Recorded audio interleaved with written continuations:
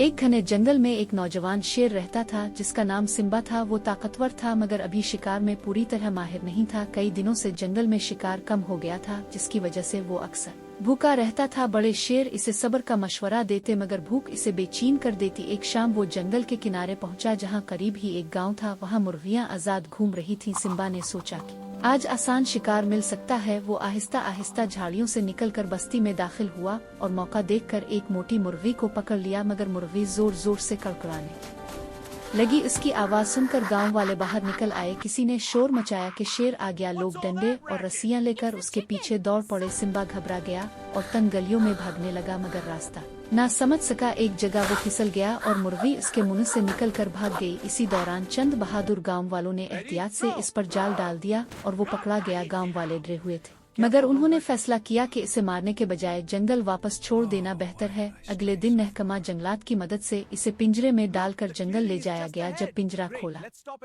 गया तो सिम्बा चंद लम्हे खामोश बैठा रहा, फिर आहिस्ता से बाहर निकला और दरख्तों के दरमियान गायब हो गया। जंगल वापस आकर इसे अपनी गलती का एहसास हुआ। इसने समझ लिया कि आसान रास्ता हमेशा महफूज नहीं होता। इसने सब्र से शिकार करना सीखा और वदा किया कि दोबारा कभी बस्ती का रुख नहीं करेगा। इस वाक़ये से सब ने सबक सीखा कि लालच और जल्दबाजी इंसान और जानवर दोनों को मुश्किल में डाल देती है, जबकि सब्र और अपनी हुदूद में रहना ही असल दानिशमंदी है।